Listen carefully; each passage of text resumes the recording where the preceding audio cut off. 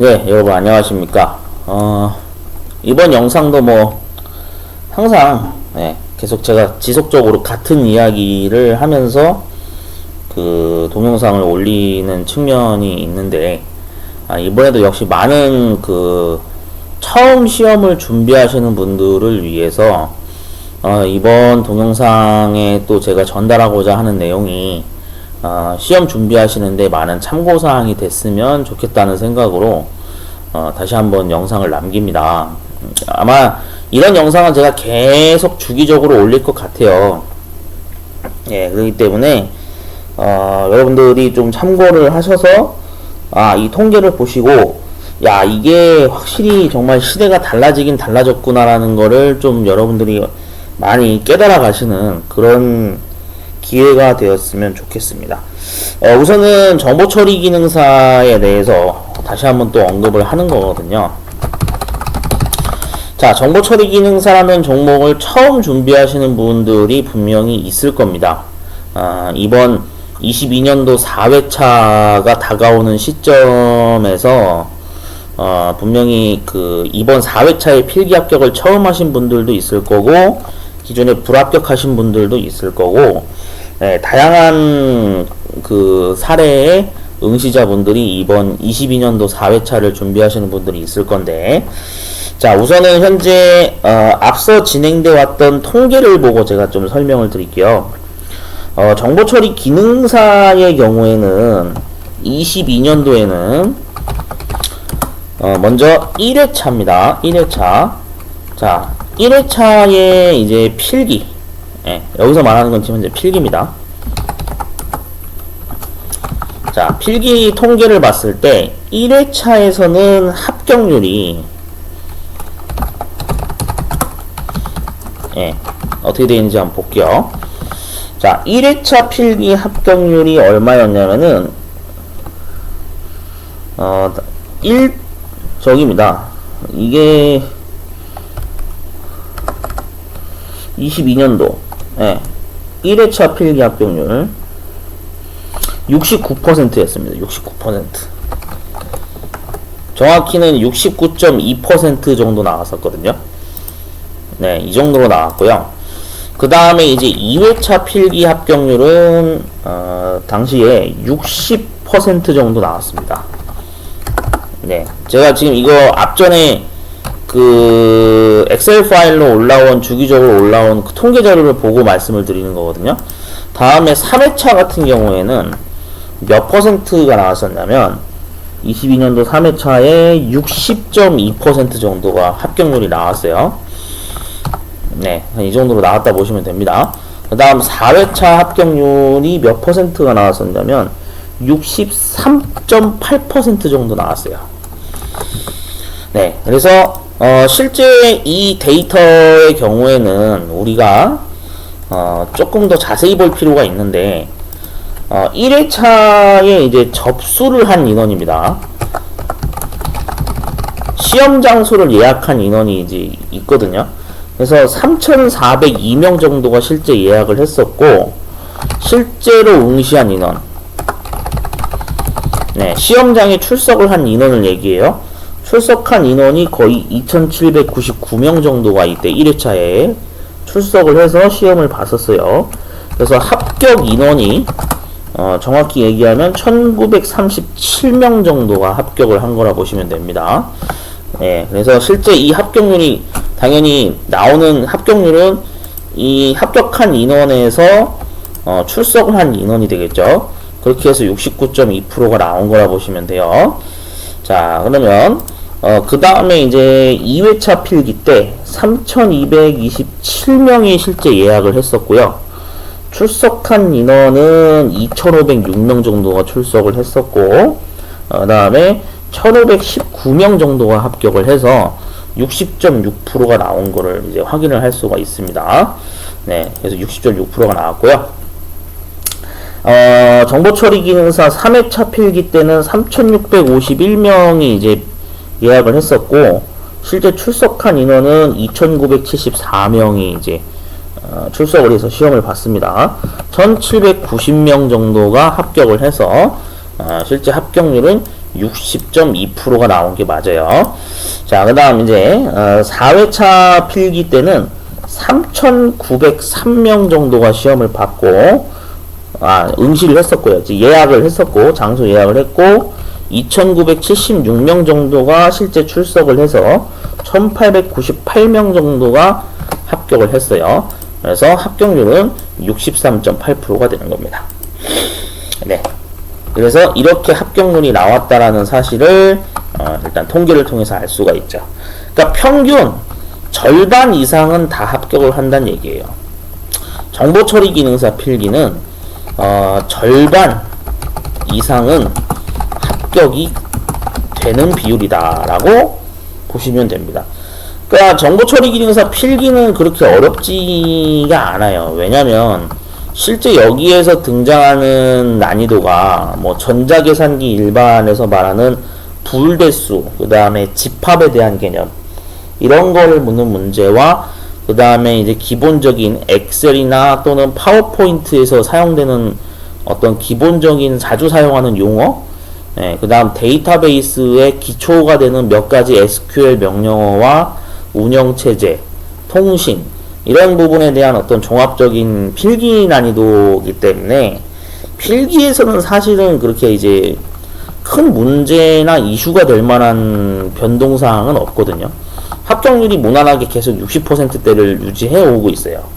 자, 근데 이제 문제가 되는 게 이제 바로 이 부분입니다. 실기부터가 이제 좀 문제가 되고 있는데, 정보처리기능사 실기가 유독 지금 현재 가장 큰 이슈가 계속 터져 나오고 있거든요. 자, 볼게요.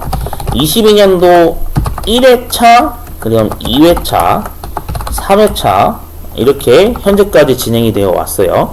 4회차 실기는 아직 진행 전이기 때문에 통계가 나온 게 없고요. 자, 실기 부분을 좀 볼게요. 실기에서 예약 인원이 있을 거고요. 출석한 인원이 있을 거고요. 그 다음 합격을 한 인원이 있죠.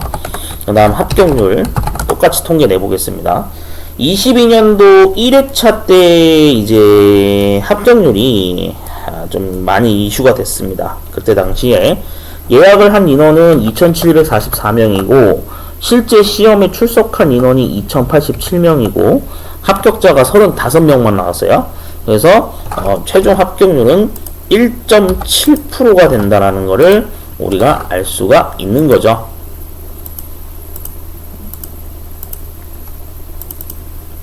여기 퍼센트로 바꾸겠습니다. 네, 이렇게 1.7%가 나왔어요. 그래서 굉장히 이때 이슈가 굉장히 많았습니다. 문제 자체도 되게 전혀 NCS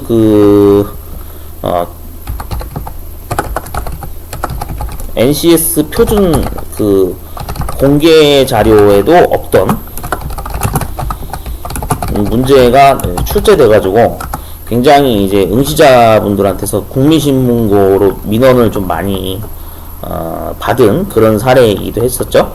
2회차 통계를 보면은 3,692명이 시험장 예약을 했었고 실제 출석을 해서 시험 본 인원이 2,888명이 시험을 봤어요. 그래서 합격 인원 자체는 1,070명이 합격을 했었습니다. 네, 그렇게 해서 합격률은 37% 정도가 나왔었죠. 네, 이것도 결코 높은 수치는 아니에요. 네, 왜냐하면 50%를 미처 도달을 못했기 때문에 굉장히 적은 인원이 합격을 한 거라 보시면 됩니다. 3회차도 이제 통계를 보면 3,372명이 예약을 했었고 실제 시험장에 출석한 인원이 2,555명 정도가 출석을 했었죠. 그래서 421명이 합격을 해서 실제 합격률은 16.5%가 나왔습니다. 4회는 아직 앞으로 진행 예정인 거죠.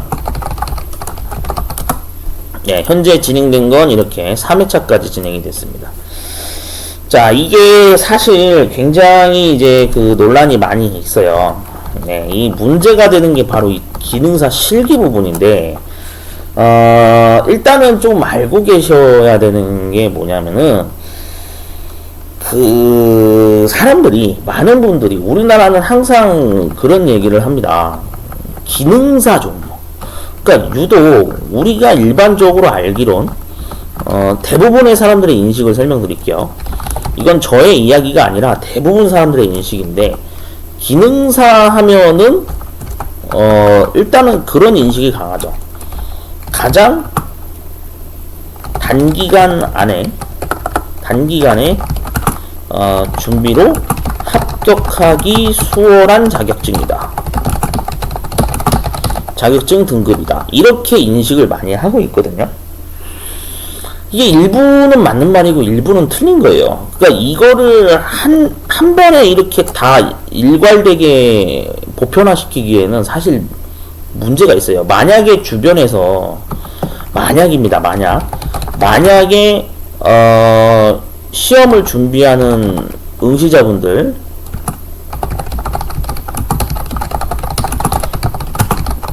아래와 같은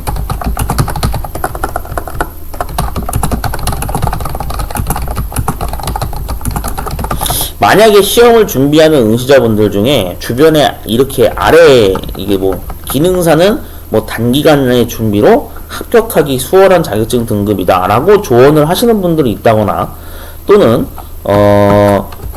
굉장히 그 아래와 같은 말을 통해서 광고를 하는 블로그라든지 어떤 그런 사이트를 만약에 보신 게 있다 그런다면, 그 말을 절대 고지곳대로 믿으시면 안 돼요. 이 말은 예전에 90년대에는 통용이 됐어요. 사실 90년대부터 해가지고 한 1990년도에서 거의 2019년까지는 사실 이게 분명히 일부 맞는 말이긴 했거든요. 근데 그렇지가 않습니다. 현재는 지금 상황이 달라요. 이거를 정보처리 기능사 자격증을 단순히 이렇게 보편화시켜서 이렇게 그냥 단기간의 준비로 합격하기 수월한 자격증이다? 아니요. 절대 그렇게 생각하시면 안 돼요. 이거는 굉장히 지금 기능사 자격증이 어떤 상황으로 지금 시험이 난이도가 진행되고 있는지를 제대로 모르고 계신 분들이 자꾸 이런 말을 많이 하거든요. 그러니까 이 사람들은 예전에 시험을 봤던 사람들이기 때문에 지금 현재 2020년 기준으로, 2020년 이후 기준으로 출제되는 문제를 본 게 아니잖아요. 맞잖아요. 그분들 보고 한번 2020년 이후에 출제된 문제 보고 한번 풀어보라고 해보세요. 실제로 못 풀어요. 여러분들 그 배경을 아셔야 돼요. 그래서 제가 왜 자꾸 이런 영상을 남기는 거냐면은, 현재는 이렇지가 못해요. 현재는 이렇지 못합니다. 왜냐면은 이게 너무 난이도가, 이 너무 어렵다. 왜냐? NCS 기반으로 개편을 했단 말이죠. 정보처리 기능사 자체를. 더군다나 이게 이제 실기가 뭐냐면은 주관식이에요. 주관식. 이게 사람이 기본적으로 객관식과 주관식을 푼다 했을 때, 객관식은 사실 접근하기가 쉬워요. 왜냐면 객관식은 하다못해 답을 4개 중에 알려져 있는 4개 중에 그냥 고르면 되는 거잖아요. 얘는 답을 4개 중에 하나를 고르면 되거든요. 그러니까 이거는 되게 부담이 적어요. 근데 실기 주관식의 경우에는 얘기가 달라요. 이거는 완전 진짜 내가 답을 안다는 가정하에 이제 정답을 자필로 적어야 되는 거거든. 그러니까 당연히 난이도가 체감상 높을 수밖에 없는 거예요.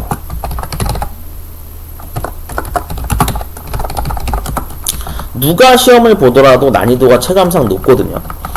그러다 보니까 이 통계를 이제 보면서 아마 이 영상을 보시는 기존의 정보처리 기능사를 가지고 계신 분들 입장에서는 당연히 의문점이 들 거예요. 이게 무슨 합격률이 이따구로밖에 안 나오지? 아니, 문제가 도대체 어떤 식으로 나오길래. 그래서 궁금해 하시는 분들은 또 찾아서 보죠. 뭐 여타 채널에서 올려놓은 그 기출문제나 이런 자료가 있으니까 보면은 이거는 진짜 어려워지길만 했네, 이런 말을 하거든요. 근데 문제 확인을 안 해보신 분들 입장에서는 당연히 그러겠죠. 예전에 취득하신 분들은 야, 저 주변 사람들한테 야, 무슨 정보 처리 기능사를 준비하는데 무슨 인터넷 동영상 강의를 봐. 그냥 기출 문제 몇 가지 보면 되는 거 아니야? 이런 위험한 발언을 하시는 분들이 아직도 많아요. 제가 그래서 좀 안타까운 게 뭐냐면 제 동영상을 좀 보시는 분들 입장에서는 반드시 필터링을 하셔야 돼요. 이렇게 생각하셔야 돼요. 처음 보시는 분들은 반드시 알고 계셔야 되는 게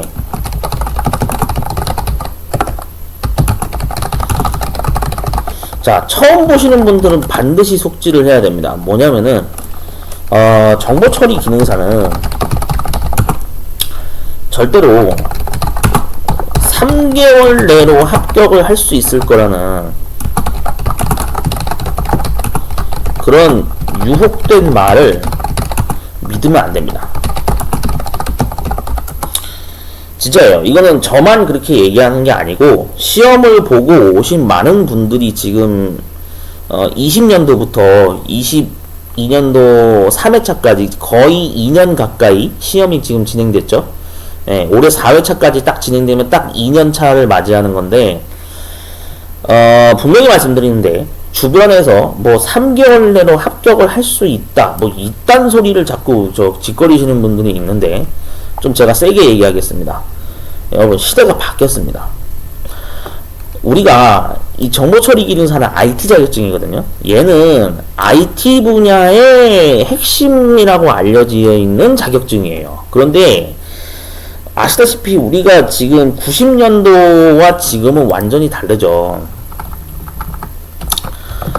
90년대와 현재는 완전히 다릅니다. 어떤 부분에서 다르냐면 현재는 스마트폰을 우리가 다 쓰잖아요. 맞잖아요. 웬만한 뭐 금융 처리 업무나 또는 각종 뭐 원서 접수나 뭐 여러 가지 학교 출석을 한다든지 뭔가 일상적인 행정 처리를 다 스마트폰으로 일상적으로 사용하는 시대입니다. 즉 한마디로 모바일화된 거죠. 컴퓨터라는 것이. 예전에 컴퓨터는 굉장히 크고 그냥 집 안에서만 사용하는 존재였지만 지금은 스마트폰이라는 어떤 통신기기가 생기면서 모바일로 모든 업무 처리가 가능해지는 그런 시대를 우리가 맞이했습니다. 그리고 또 한 가지는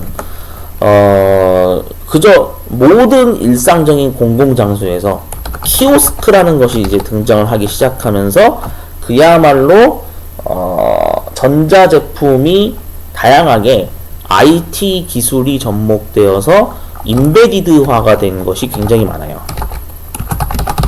우리가 이런 걸 인베디드 활성화라고 보통 얘기하거든요. 이러한 형식으로 이제 많이 시대가 변했습니다. 우리는 그런 시대에 지금 살고 있고요.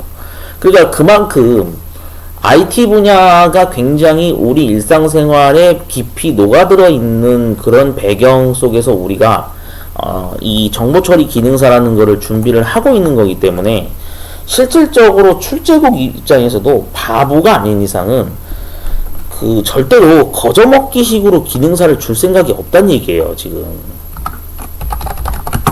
핵심은 거저먹기로 그 기능사 자격증을 줄 생각이 없다라는 게 이제 아마 그게 공단의 의도거든요.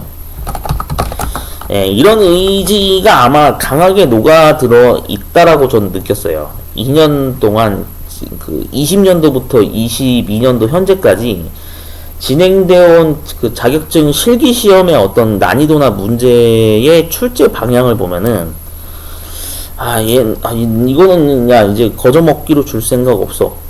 정말 IT 분야에 대해서 심화적이고 뭔가 관심 있게 공부를 해야지만 그렇게 해서 맞춘 사람한테만 내가 자격증 줄 거야. 약간 이런 느낌이 있습니다. 물론 논란의 중심이 있긴 있어요. 사실 이 1.7% 합격률 뿐만이 아니라 전체적인 문제를 보면은 응시자분들 입장에선 그러겠죠. 야, 무슨 기능사를 이렇게 어렵게 내냐. 별로 사회적으로 대우를 많이 해주는 것도 없는데 대부분 인식이 그래요. 별로 사회적으로 대우를 많이 해주는 것도 없는데 뭐 이리 시험 난이도가 어렵냐 라고 이렇게 물어보시는 분들도 있거든요. 이렇게 이제 문제 제기를 하시는 분들이 있는데, 사실 이거는 잘못된 표현입니다. 저는 그렇게 생각하거든요. 왜냐하면은 이미 어느 정도 사회적으로 대우를 받을 수 있게 법제화가 되어 있다라고 저는 생각을 하거든요. 네, 그 저의 생각입니다. 저의 주관적인 생각인데, 저에 대해서 제가 얘기한 거에 대해서 반대하시는 분들도 있어요. 분명히 그런 부분이 있을 수 있죠. 네, 근데 제가 생각하기로는 이미 어느 정도 사회적으로 대우를 받을 수 있게 법제화가 돼 있어요. 정보처리 기능사를 어떤 분야에서 어떻게 써먹어야 되는지를 제대로 알아보신다면은 보통 이런 말을 쉽게 꺼내기는 어렵거든요. 사실. 그래서 여러분 이게 정말 사용하기 나름인데, 정말 그냥 장롱 면허라고 우리가 흔히 얘기하잖아요. 왜 운전면허 같은 경우에도. 그러니까 기능사도 똑같아요. 그냥 장롱에 그냥 썩히고 계신 분들도 상당수 많고, 정보처리 기능사를 제대로 취득해가지고 정말 사회적으로 이런 분야에 있어서는 이 기능사가 반드시 있어야 돼 라고 이미 법적으로 그 법제화가 돼 있는 부분을 알고 그쪽 분야로 준비하시는 분들도 있거든요. 취업 준비를. 네, 좀 일단 관련해서 설명을 드릴게요. 현재 어쨌든 군 복무에 필요한 병과 선택시, 여기서 말하는 건 통신병과입니다. 통신병과나 또는 전자계산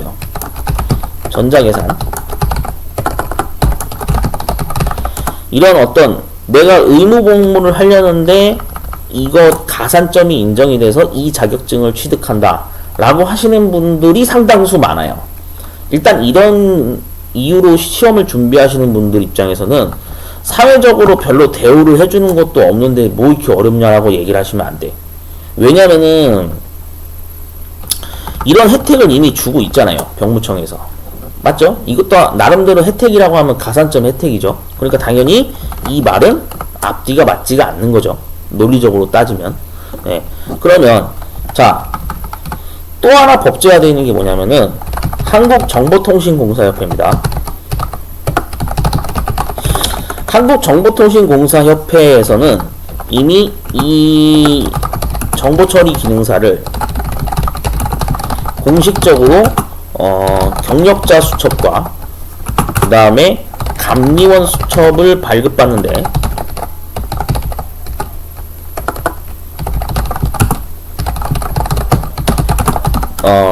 이 감리원 수첩이나 경력자 수첩을 발급받는 것의 필요 조건으로 지금 이 정보처리 기능사를 공식적으로 인정을 해주고 있어요.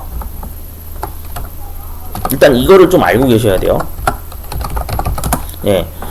이미 공사협회에서는 정보처리 기능사를 공식적으로 인정을 해주고 있습니다. 이 자격증을 가진 상태에서 통신공사업에 관련된 업종에서 최소 그 근무기간을 조건을 달성을 하면은 경력자 수첩과 감리원 수첩을 주는 제도를 운영을 하고 있거든요. 그러니까 이러한 어떤 법령을 알고 계신 분들은 이거를 알고 있어요. 이 자격증을 내가 취득했을 때 어떠한 이득을 볼 수 있다라는 것을, 라이센스 역할을 할 수 있는 어떤 그런 방향으로 분명히 그런 의도로 시험 준비하시는 분들이 있거든요.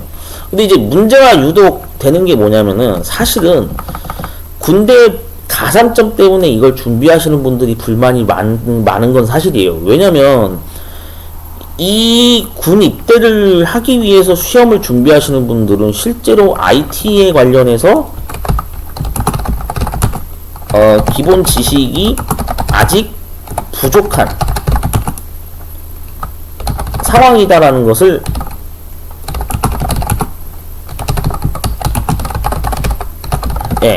정확히는 이렇게 보는 거죠. IT에 관한 기본 지식이 아직 부족한 상황이다라는 배경을 우리가 이해하고 접근해야 되거든요.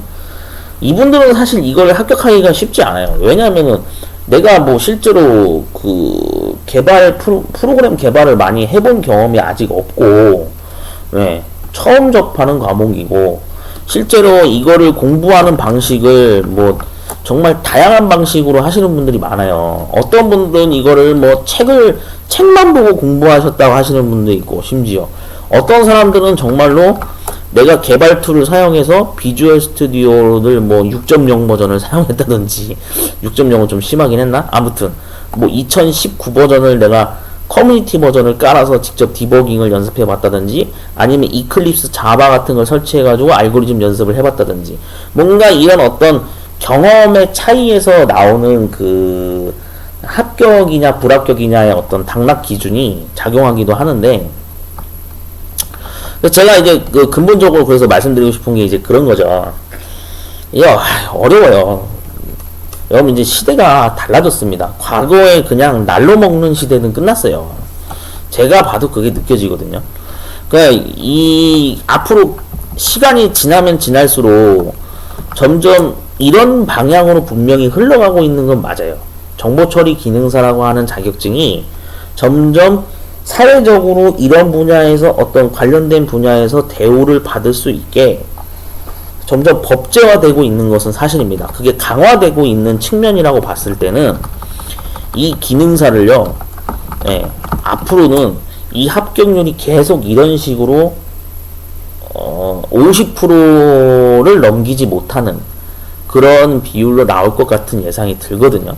근데 이거는 비단 기능사만 그러는 게 아니에요. 지금 현재 산업기사와 기사시험 등급을 준비하는 이런 분들도 동일하게 적용이 된다라고 보시면 될 것 같아요. 왜냐면은 작업형을 서서히 폐지하고 있거든, 지금 현재.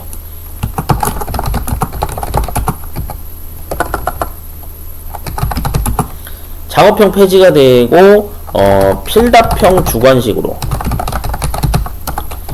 전환되는 종목들이 굉장히 많이 늘어나고 있어요. 네, 점점 이런 식으로 바뀌어가고 있습니다.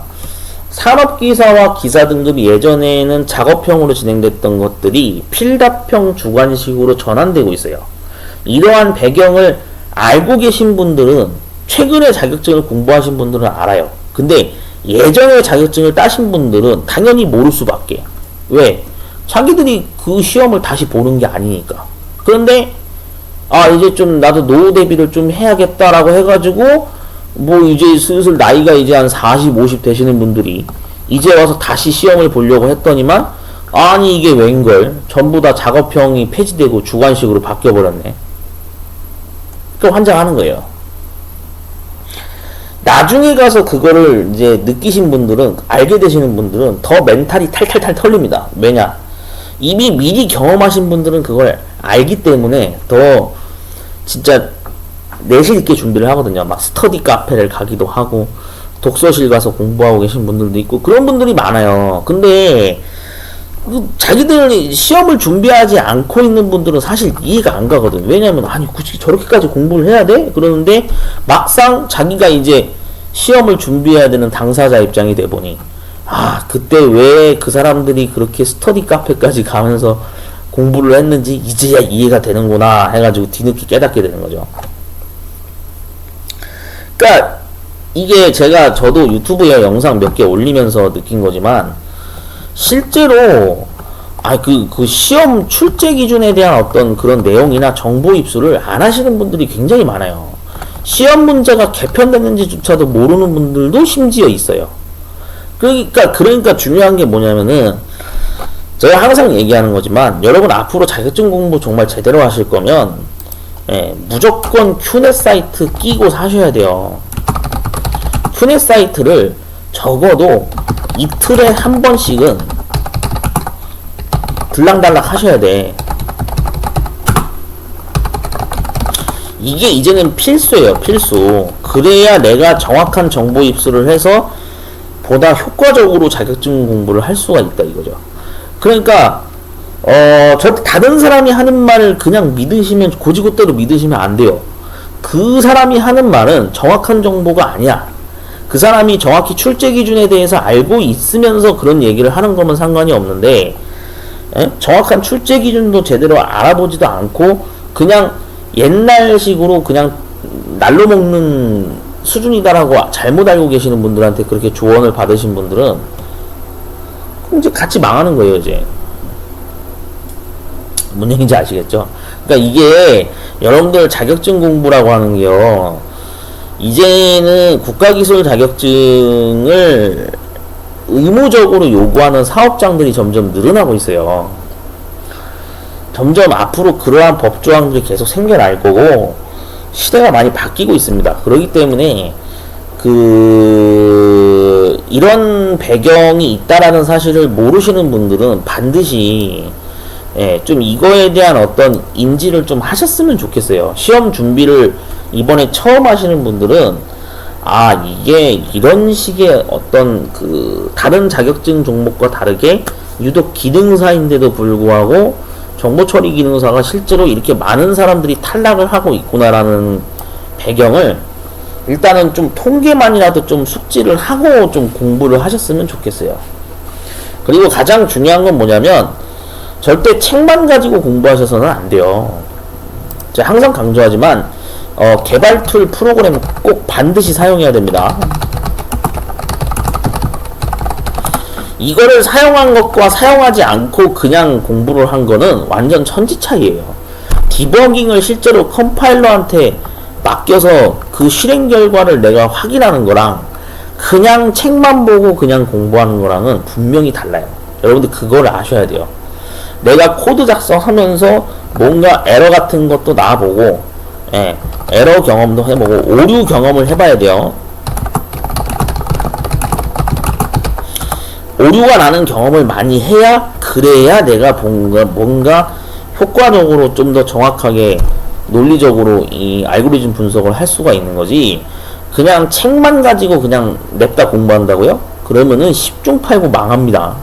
물론 책만 가지고도 합격했어요, 이런 후기 글이 올라오는 경우도 있기는 한데, 근데 그게 그렇다고 해가지고 그 출판사 책만 따랑 그냥 책만 본다고 그걸 그렇게 해결될 거라는 순진한 생각을 하시면 안 돼요.